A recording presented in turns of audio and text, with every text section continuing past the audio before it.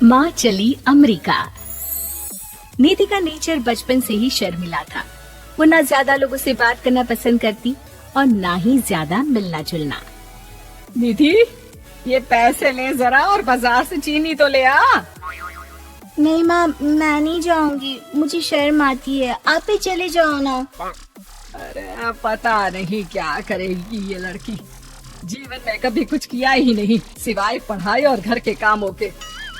इसकी शादी भी आसपास ही कहीं करवा दो, दूर जाकर इसका गुजारा कैसे होगा। निधि सुनती सबकी, समझती भी, लेकिन चुप करके रह जाती।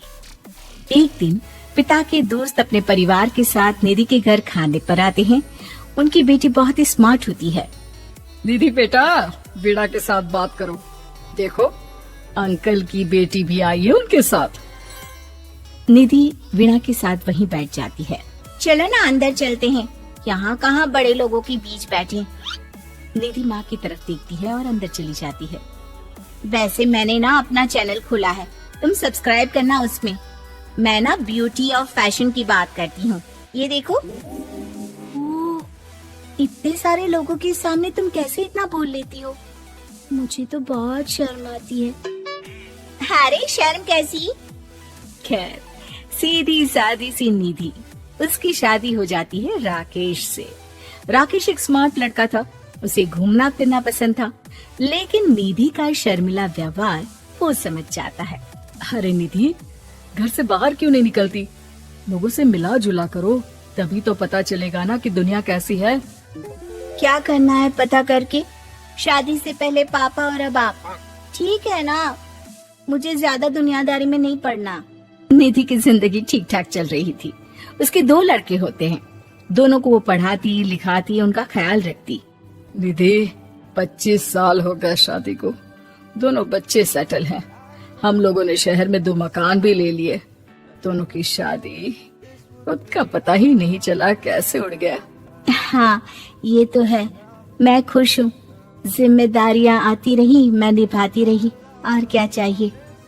देखो, मैंने सोचा है कि अब हम लोग अमेरिका जाकर रहेंगे। यहाँ की जिंदगी तो जी ली, वैसे मुझे वहाँ बहुत अच्छी नौकरी मिल रही है। मैं कैसे चलूंगी? मुझे वहाँ का कुछ नहीं पता। आप तो जानते हैं ना कि मैं घर से बाहर ही कम निकलती हूँ। अरे तो क्या हुआ, वहाँ भी घर में ही रहना है ना, मैं हूँ ना, नौकरी करूँगा। निधि मान जाती है और पति के साथ अमेरिका चली जाती है। माँ, तुम्हारी बहू को बच्चा होने वाला है, तो क्या तुम 2 महीने के लिए यहाँ आ सकती हो? मुझे तुम्हारी बहुत जरूरत है, मैं टिकट भेज देता हूँ। हाँ हाँ, ये तो बहुत खुशी की बात है। मेरा भी मन सबसे मिलने का कर रहा था, पर क्या माँ पर? अब मैं आऊंगी कैसे? पापा से बात करती हूँ। देखो माँ, प्लीज बहाना मत बनाना, तुम जानती हो ना इस वक्त में मैं किसी पर भरोसा नहीं कर सकता हूँ। निधि पति को सारी बात बताती है। क्या आप भी चलेंगे? निधि, आने जाने में बड़ा खर्च हो जाएगा, ऊपर से मुझे यहाँ छुट्टी नहीं मिलेगी। बहू पर वक्त ऐसा है कि तुमको तो जाना ही पड़ेगा। मैं अकेले दुकान तक तो नहीं जा पाती, इतनी दूर भारत कैसे जाऊंगी? मुझसे नहीं होगा। लेकिन सबके कहने पर निधि को जाना ही पड़ता है। एयरपोर्ट में घबराई निधि एक मुसाफिर से कहती है, मैं ना भारत जा रही हूँ, दिल्ली जाने वाली फ्लाइट। सब मिलकर निधि की मदद करते हैं और फाइनली निधि भारत पहुँच जाती है, जहाँ बेटा उन्हें घर ले आता है।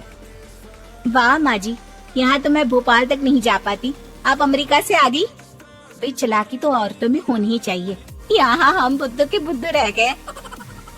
निधि इतनी दूर और लंबा सफर करके थक जाती है। वो चुपचाप बैठ जाती है। बैठना नहीं है माँ जी, बच्चा पकड़ना है, ये लीजिए। और हाँ, घर का काम तो मैं करूँगी नहीं, जानती है ना शरीर कच्चा सा है, तो मुन्ने को सुलाकर कुछ बना लीजिएगा। निधि को बहू का व्यवहार बहुत बुरा लगता है। जैसी भी थी, पिता और पति की हमेशा लाडली रही थी निधि। निधि बेटे की तरफ देखती है। माँ, वो काम वाली कोई मिल नहीं रही है ना, मैं देखने की कोशिश तो कर रहा हूँ, जैसे ही मिल जाएगी वो संभालेगी सारा काम। अरे कैसी बात कर रहे हो? जब पहले मैंने कहा था कि अमेरिका से इनके टिकट में जो पैसा खर्च कर रहे हो उतने में नौकरानी रख लो, तो नहीं, मेरी बात पर विश्वास नहीं था। कि ना ना कोई मेरे बच्चे को अच्छे से नहीं संभालेगा। अब इनका भी खर्चा और नौकरानी का भी खर्चा। अरे ना जी ना, मैं नहीं संभाल सकती। निधि जैसे तैसे 2 महीने रहकर वापस अमेरिका चली जाती है, लेकिन वहां जाते ही जैसे राकेश उसे देखता है उसके गले लग जाता है। ये क्या हालत बना रखी है निधि, कैसी लग रही हो? खाना नहीं खाती थी क्या? क्या हो गया? निधि पति से कुछ नहीं कहती, बस रोती ही चली जाती है। मैं नहीं चाहूंगी कभी भी भारत, आप मुझे हमेशा यहीं रखना अपने पास। राकेश बेटे को फोन करता है। तुम्हारी माँ की जो दुर्दशा करके तुमने भेजा है ना, मुझे पता होता तो मैं अपनी बीवी को कभी तुम्हारे पास नहीं भेजता।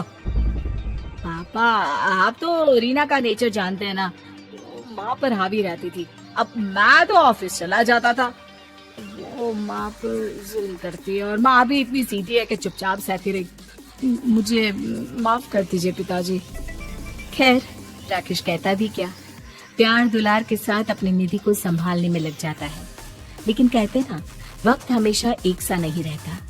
अमेरिका में ही राकेश की मृत्यु हो जाती है और निधि अकेली रह जाती है। बड़ा बेटा कहता है, माँ भारत चलो ना, हम लोग साथ रहेंगे। निधि को जैसे ही वो सब सीन्स याद आते हैं वो परेशान हो जाती है। समझ में नहीं आता कि पति के बिना अब जीवन कैसे चलाएगी। मैंने सारा जीवन घर का काम किया, घर देखा और जिंदगी चलाई, लेकिन जिस घर में रही सबने प्यार दिया, मैं वहां नहीं जाना चाहती। तभी राकेश जिस कंपनी में काम करता था उसका मालिक निधि के घर आता है। वो भी भारतीय ही होता है। दीदी, राकेश ने आपके बारे में बताया था। जब से आप भारत से लौटी थी उसे आपकी बहुत चिंता रहती थी, इसलिए उसने मुझसे कहा था कि कभी अगर वो ना रहे तो मैं आपको ये पैसे दे दूं। और हाँ, हम लोगों की कंपनी में आपके लिए नौकरी भी है। निधि पति के पैसे देखकर मन में तसल्ली करती है और नौकरी के लिए हाँ कर देती है। अरे पागल है क्या माँ, कैसे नौकरी करोगी? ये अमेरिका है, दिल्ली नहीं। वहाँ तो तुम घर से निकल भी नहीं पाती थी, यहाँ कैसे? मेरे पति, मेरे पिता मुझे खुश देखना चाहते थे। वो लोग जब तक थे मुझे किसी चीज के लिए ना फोर्स किया, ना कभी कमी होने दी। पर अब मुझे जीवन जीने के लिए घर से निकलना ही होगा।